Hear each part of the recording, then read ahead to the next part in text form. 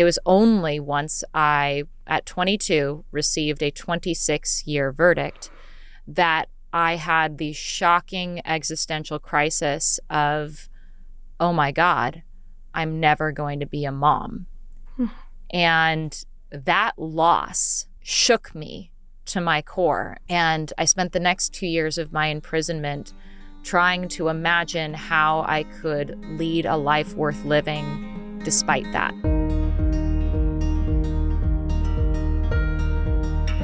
Amanda Knox is an exoneree, journalist, public speaker, and author of the New York Times bestselling memoir, Waiting to Be Heard.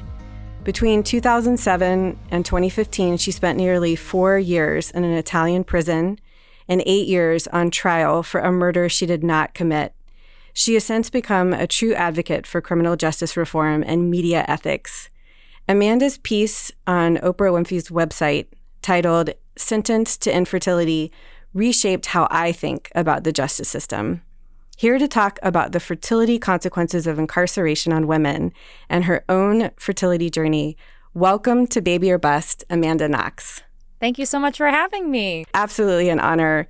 For anyone that needs a little bit of a recap, can you just tell us a little bit of your story? I'd like to spend a lot more on your fertility piece, but just a little bit of what brought you to that point. Sure. So when I was 20 years old, I went to go study abroad in Perugia, Italy. And while I was there, one of my roommates was murdered by a local burglar who broke into our home. It just so happened that me and my other 2 roommates were not home that night, so we were spared. Our lives were spared. But 5 days after the crime was discovered, I was arrested and implicated in the crime. Despite zero forensic evidence placing me at the crime scene, zero behavioral evidence to suggest that I had any kind of criminal or mental breakdown. And yeah, so I spent 4 years in prison and 8 years on trial trying to prove my innocence in a case that became an international sensation and which really, really revealed to me, but I think to a lot of people, how the justice system is influenced by media and also, I think, cognitive bias and tunnel vision and all that kind of thing. So the good news is that the person who actually committed this crime was eventually caught and held accountable, but it did not, spare me the process of having gone through that whole ordeal. I remember the headlines, the incredible light that was shown on you just being a young college student. I rewatched the 2016 documentary this weekend and just absolutely chilling hearing you say, you think of me as either a sociopath that got away with murder or I am you. Yeah. And, like someone who could be, innocently accused. And you're just speaking so honestly and directly to the camera. I highly recommend anybody watched that documentary. How was it coming back to Seattle, trying to fold back into where you grew up and with your family and trying to recapture those years? The really shocking thing for me was the realization that I couldn't recapture those years, because not only were the years that I was in prison taken away from me, but also my life was irrevocably changed. I could not go back to being the anonymous college student, Amanda Knox. I was forever and will forever be the girl who was accused of murder. It doesn't really matter that I was proven innocent. In the grand scheme of things, when people think of Amanda Knox, they think the girl who was accused of murder. Did you think about having a family? Did you think you were going to meet someone to have a family with when you were coming back and reconnecting? I have always wanted kids ever since I remember my mom asking me to write out a contract that would promise that I wouldn't have kids before 30. And I wrote it out in green crayon. That's how young I was. Gosh. Wow. Yeah. That's amazing. What was her goal for that? What did she sort of see with having kids before 30? Well, my mom had me, her first daughter, at 25 years old. And so she was very young. it was a huge challenge for her, especially since very shortly after she had me, she and my father divorced. And so she was a single mom raising two very, very young children. And that was just a huge challenge. She'll tell you that we're the best things that ever happened to her. But also, as a 25-year-old, it's alone with two kids. It's a tough thing to do. And I think a part of her wished that she had more of her youth before she had to take on the mantle of motherhood. So yeah, that's why she had me write out a crayon contract. That's great. It's so visual. I love that.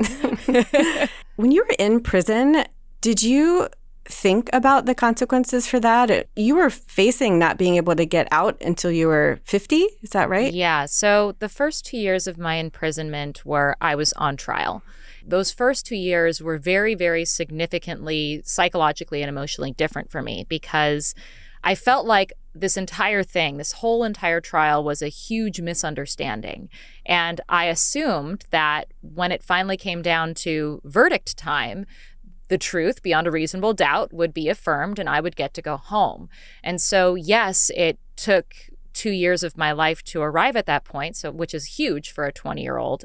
It did not occur to me that I was going to lose the opportunity to have a family and to have children. And it was only once I, at 22, received a 26-year verdict that I had the shocking existential crisis of, oh my God, I'm never going to be a mom. And that loss shook me to my core. And I spent the next 2 years of my imprisonment trying to imagine how I could lead a life worth living despite that, which was really hard. I'm not the only person who has felt that. I too always knew I wanted to be a mom. Like even when I knew that I wanted to go into medicine. I knew I wanted to help people. If anybody ever asked, so like, what are your goals? I would always say, I want to be a mom. You know, a lot of my patients are pretty conflicted and kind of coming to me a little bit later in life, sort of saying, oh gosh, I don't want to miss this opportunity, but I'm really not sure. But I can really resonate with that feeling and feeling knowing, that sense of loss. Yeah. How did you meet your husband? Oh, that you want our meet cute story. It's a good one. Yes. Yeah. So as you know, today, my husband, Christopher Robinson, is my partner in all things. We have our podcast, Labyrinths, together, and we work together and we do everything together. And back when I was going through my whole ordeal, he was as far away from anything like that as one could possibly be. It was very serendipitous how we met. At the time, this was back in 2015, I was doing arts correspondence for a local newspaper. So I was going to plays and writing reviews. I was reading novels and things from local artists, and I would write about them for the paper. And I was delivered his debut novel. He's a local author, debut novel. And I read it and I wrote a review, and it was a rave review. It's called War of the Encyclopedists, if you're curious. And then I submitted it to the paper, and just like all of the things that I did, I was just going to be, that was the end of it. I didn't go out and see people. I didn't, this wasn't my thing. I very much had my very easy job, which required me to like hide out at home and write pieces because I was very much in hiding at the time.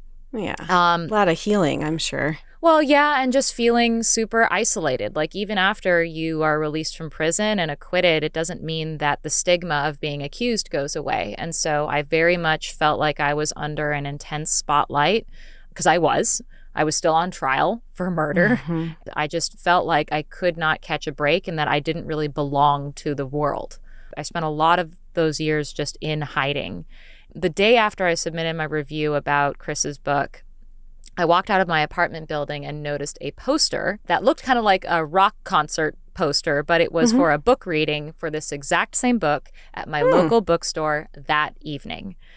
And I had this moment of, well, shucks, I never go out, but that was super fun book. Maybe I'll just sneak in and try to be invisible and just check out this book reading.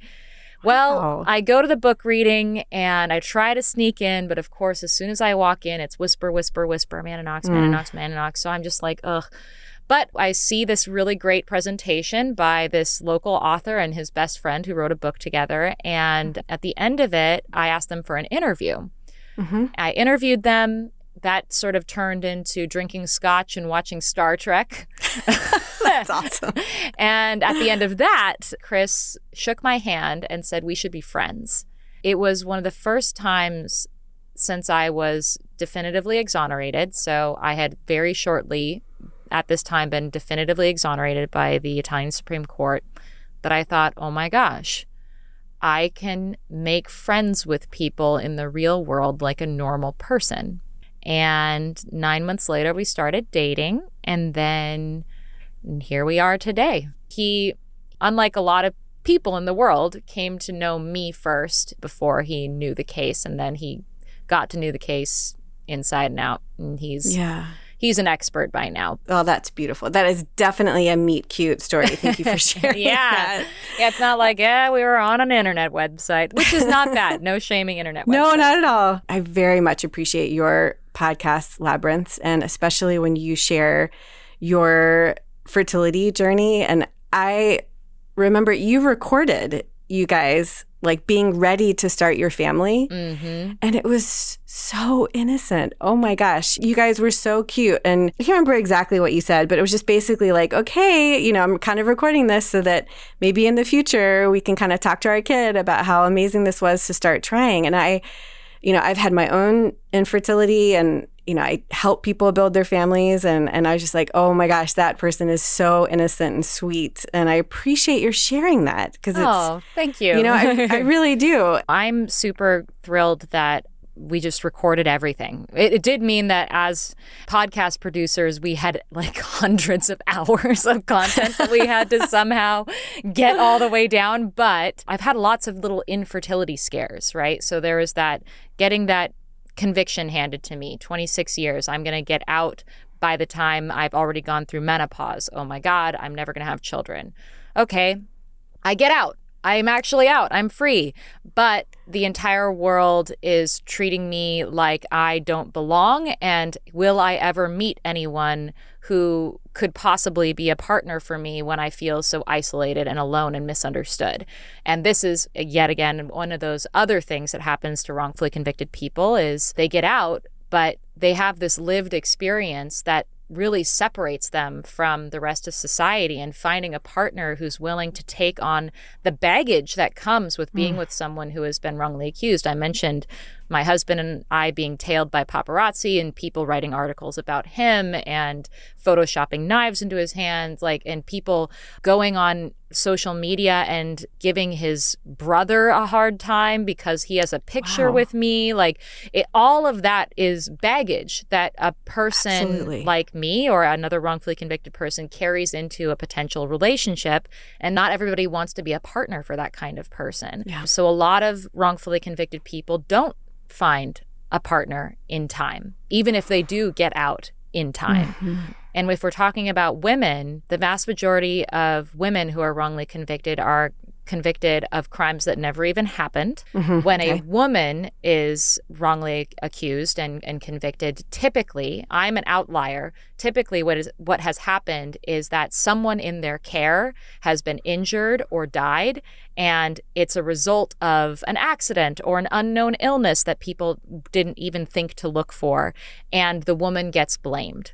And by the time that they get out, they have passed their fertility window. Or they're on the edge and they are so desperate to find a partner to help get them through this journey, they end up in relationships that are unhealthy or whatever it may be. So it's a race against time, and time is the one thing that they take from you in these circumstances. So that's one little infertility moment for me. And then, of course, when everything's going well and everything should work perfectly fine, and they tell you ever since you're a little kid, don't look at a guy the wrong way or you're going to get pregnant. I get pregnant. Oh my God, it's so easy. Yay, ha ha ha ha. Except, oh wait, this baby isn't alive. Oh, so sorry. And having to go through that process was incredibly eye-opening. The way that I was raised, and I think a lot of us were raised and educated, was to assume that like it's this easy, magical journey that we're all made to do. And then when it fails, you feel like a failure and panic sets in and you go, what is wrong? What is wrong with me? Does this mean I'm never going to get pregnant? Like, what is going to happen now? Like this existential crisis. And I talk about this in my podcast, that existential crisis of not knowing, of like this deep sense of, first of all, entitlement. I felt entitled to be pregnant. And then I was like, oh, wait, maybe I was wrong to feel entitled to be pregnant.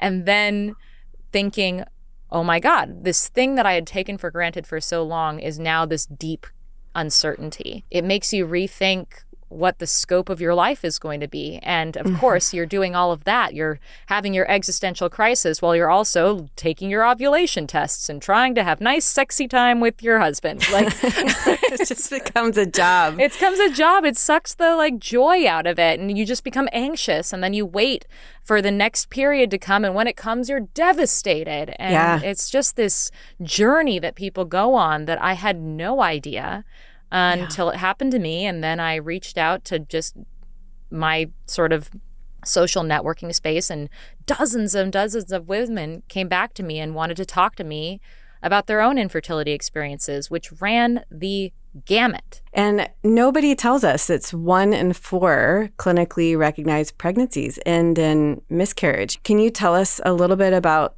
that ultrasound and what happened? Yeah, so that I was so excited. It was 8 weeks. So I was due for my 8-week, my first ever go and get ultrasounded checkup. And I was so excited. It was, however, the middle of the pandemic. So my husband was not able to be there with me. It wasn't even the ultrasound where they go through your belly yet. They still have to like wand you, which is unfortunate, but it is what it is. And I just remember, first of all, felt like they were digging around in there for a while. And I was like, what is the issue here? And the ultrasound technician was just, I mean, she started out super chatty and then just got very quiet. I wasn't sure what was going on. I'm looking at this ultrasound thing and I don't know what I'm looking at. I've never looked at this before. And I remember her remarking that it was a little small, but she would talk to the doctor. And the doctor came in after, I was laying there for, 15 minutes or so, and explained to me that the embryo had stopped developing and that it had no heartbeat and that it was what they call a miscarriage, which I had never heard before. It was a non-pregnancy. The pregnancy had failed and my body hadn't figured it out yet, which seemed bizarre to me, that my body would not know that something was dead inside of me. And yet here we were. And I was just devastated. She told me that I had a choice. I could either wait for my body to figure it out and miscarry naturally, or she could give me something that would help start the process. And I asked for the thing that would start the process because it just creeped me out, the idea that I would just be sitting around waiting for my body to like figure this horrible news out. So I went home. I remember I stopped by my mom's house on the way home, and my husband was driving me home. He just wasn't able to go into the appointment with me. So we were driving home. We weren't even really saying anything to each other. We were just very kind of quiet and in shock. And we stopped by my mom's house, I think to pick up some mail or something. And it just so happened that his mom was there as well, visiting. And they both just looked at me like, so? Yeah. And I started sobbing. And they just immediately had this like panicked expression in their face and they wanted to hold me. But in that moment of just like rush of emotion, I just was like, I'm sorry. And I left the house. Like I just went straight back into the car. Chris explained everything. And then we went back home, and again, pandemic times. So you can't even I went to the local pharmacy, and the idea was you don't go to the pharmacy unless you have to. So here I was wearing a mask. My husband's not with me. And I go to the counter. I put down the prescription, and the pharmacist takes one look at it and just says, "Oh, I'm sorry." Oh my gosh. And I just started crying again. And I was just like, I can't even. And so I went home and I laid down in bed. My husband was cuddling me, and we just waited for this to work. And of course, they told me that they also had given me a pain medication for it. And I had thought, like, this can't be that bad. So I didn't take it. But then I was shaking, racked by abdominal pain. I spent a good half an hour just like moaning and groaning in bed before I finally took this medication or the pain medication. And then for the next several days, I just bled and bled and bled. And the entire time I kept thinking, like, is that my baby? Is that my baby? Is that? Because it's like, sorry, guys, this is really gross, but clots and clots of blood. And I was shocked that this was such a common phenomena, and I had never heard of it. No one I had ever talked to had ever mentioned this. This was not something I learned about in school. I felt betrayed. I felt betrayed by my own body, but I also felt a little bit betrayed by society for not having prepared me for something like this, especially knowing how many women actually go through it. You're brave to share your story. You're brave to share your anger, because a lot of people don't say that out loud. Like, it's one of the reasons that I do what I do is that we were not taught what we should have been taught in health class. Like, there's so much more than just don't get pregnant before you're ready. Were there things that you were worried about? You know, what were the thoughts in your mind? Like, were you worried that this might have made it happen, or this might have made it happen? A million little things. Like, I was scared that I had drank too much coffee that day. Did I bend over weird? Should I not have been doing yoga? Like, a million ways that you blame yourself, because ultimately there's not a good why. Not even the doctor can really tell you why. It's just, it didn't work this time. After that, I got tested up the wazoo to find out, like, if there was anything wrong. And of course, nothing is wrong. Everything's perfectly fine. So it's just a fluke, and it can happen to anyone at any time.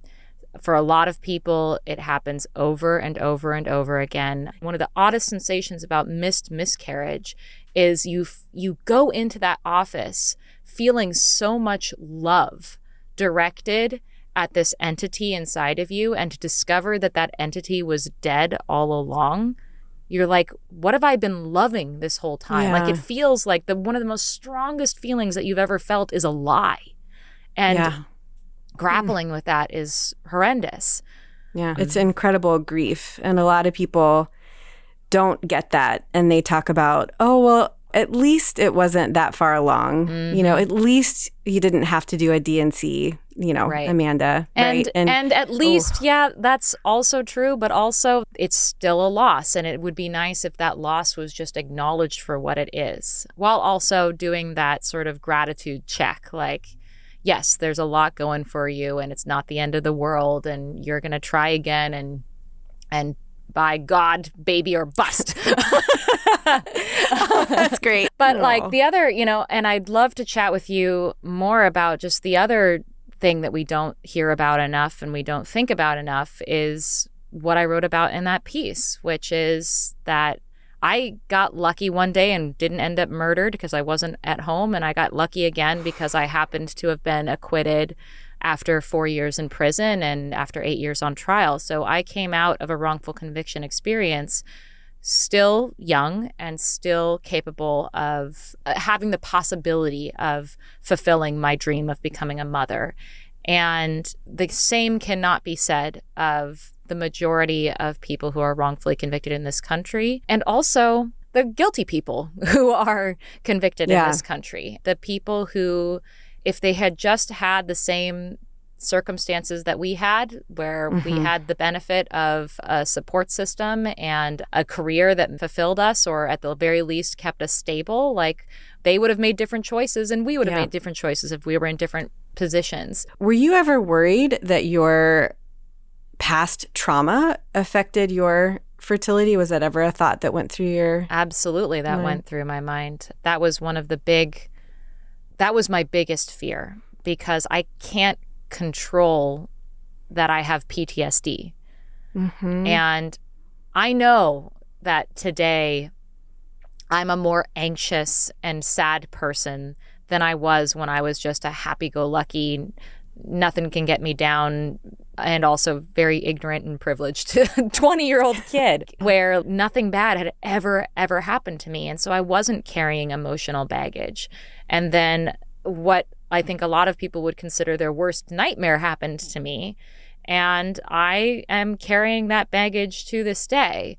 And I definitely worried that, I've been told, a lot of people have told me, like, oh, I wonder if this has impacted your health and if you're going to die younger because you have a lot more stress or whatever. But to think that, oh, my stress is killing my babies was a huge fear. And of course, once that fear gets into your head, it doesn't go away. It just gets worse. You become more stressed out. Even up to the moment of my daughter's birth, I was like, I suddenly had this, I saw how big my belly was, and I was like, I don't actually understand how it is physically possible to get this thing out of me. And I was convinced I was going to die. And I was just sobbing. Of course, people are telling you, but women have done this for, since there were women and they've survived. And it's like, how many people have died doing this? A lot of women have died doing this. It is absolutely incredible. And you're talking to someone who, I have given birth and I've delivered a lot of babies, and it is absolutely a miracle every time. Something went wrong and something is going to go wrong. And I have to emotionally prepare myself for that loss even before it's happened. It's a little bit like how I felt after I was wrongly convicted, because after, the world falls out from underneath you, you don't feel like you can ever plant your feet on firm ground, on any kind of certainty ever again. And so even while I was appealing and everything was going great, and these independent experts came in saying, oh my gosh, there's no evidence placing her at the crime scene. All of these great things were happening during my appeal. And up to the last moment, I was afraid to hope. Yeah. And I feel like I've only ever had that experience with wrongful conviction and with miscarriage. If you are feeling hopeful, then you feel bad, like I shouldn't hope. And then if you are feeling bad, you're thinking, oh, I'm not thinking positively enough. I'm going to cause loss from not being positive enough. Did anyone ever tell you that the miscarriage was not your fault? Interesting question. A lot of people said things like, I'm so sorry, right? I don't know if anyone ever explicitly told me that it wasn't my fault. Maybe my husband. Good. But also because in the room when they're telling you your baby has no heartbeat, it didn't occur to me to exclaim, what did I do? I was in such shock that I just kind of shrank inside and became quiet. And it wasn't until I was home and in the safety of my most intimate sphere that I was even able to express those kinds of fears that I had. The shame, the guilt, the worry, and the feeling like it was my fault, because it was just on me. I'm the one who's supposed to be doing the being pregnant, and I failed. Right. And I think my husband was good to remind me that it wasn't my fault, but in the same way that he was also the one reminding me that 1 in 4 pregnancies end in miscarriage, and hundreds of women have gone through this process and not died. And you're going to be at a hospital. It's going to be okay.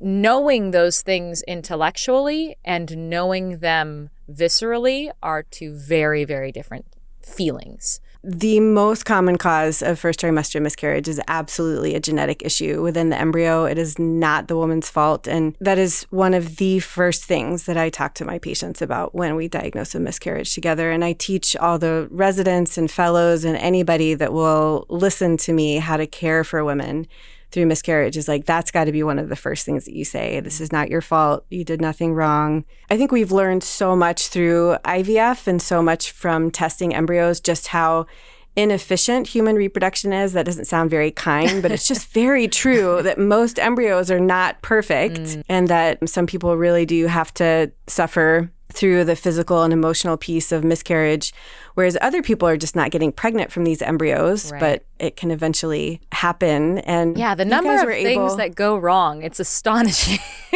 It's amazing that any of us are here. I know I do an embryo transfer and I see those little cells under the microscope and I'm just absolutely amazed. It's truly, the more we learn, the more I realize that we don't know and just like how amazing it all is, truly. How long did you guys wait before you started trying again? Our OBGYN recommended that after I passed the miscarriage, that I wait 2 months just to give my body time to recalibrate, to get back on a egg making rhythm. And then after those 2 months, it took, I think, another 2 or 3 months to finally get pregnant for realsies. Every time you are trying those 3 months and you're doing your due diligence. You're like, I am doing all of my homework. Why aren't I passing this test? Like, come on.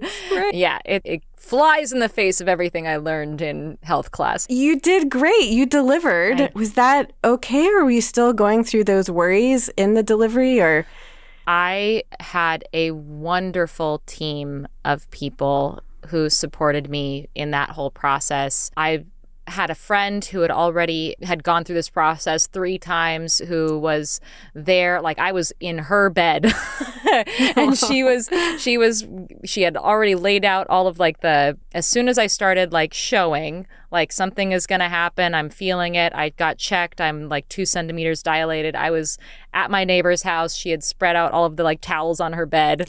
I just laid there until contractions hit me. And then we were off to the hospital and I was taken care of by just these extraordinary nurses who were wonderful. I really appreciate the conversations that you had with people going through infertility and sharing their stories of miscarriage on your Labyrinth podcast. Are there any particular stories that stand out to you or lessons learned from those conversations?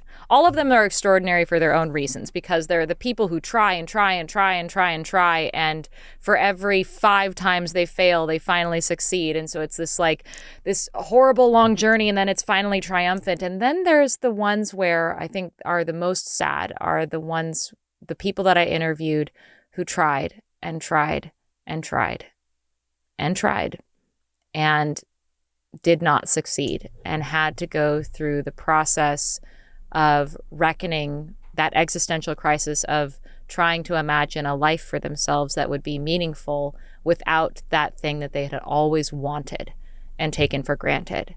That whole process that I went through when I got convicted, like that's what they were going through. And it's even more devastating because they tried. They were able to try and they still couldn't do it. And hearing people tell me stories about wondering if they should keep the photo of the embryo that didn't make it and feeling conflicted, like they can't throw it away, but they can't bear to look at it. Or even the guys that I interviewed who were like, I really always wanted to have kids, but I never found the right lady. And I'm 100% yes, but I just haven't found the lady to say yes with me. And I'm stuck. I can't just make a baby on my own. Like I don't have a womb. And that's a whole other side of it that I don't often hear very much about. When we think about infertility issues, we tend to think about the ladies and what they're going through. But there is a plethora of men who either because they've been imprisoned or because they just haven't found the right person, just don't get to participate in the human project. Oh, Amanda, I just really appreciated hearing from you today and all of your insight, truly. How can we find you if we want to learn more from Amanda Knox? Oh, well, thank you. I am constantly just badgering people about these issues. So you can find me on Twitter at Amanda Knox, on Instagram at Amama Knox, and you can subscribe to Labyrinths, where we talk about a lot of these issues. Thank you again, Amanda. Thank you so much.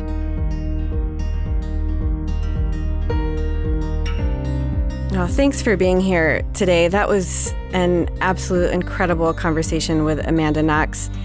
Just walking away from today's conversation, just so impressed with Amanda and her fierce spirit, her willingness to get vulnerable and share her own fertility journey and miscarriage and her multiple existential crises, being wrongfully convicted, going through infertility herself, and yet taking everything that she learns, sharing it with others, and moving forward. Just quite an inspirational conversation. I hope you enjoyed it too. I'm Dr. Lora Shahine, and this is Baby or Bust. If you like this episode, let us know. Give us a 5-star review and follow the show wherever you listen to your podcasts. Baby or Bust is produced by Mark Ramsey, Jamie Solis, and Greg Moga. Executive produced by Paul Anderson for Workhouse Media. Baby or Bust is a Mark Ramsey media production.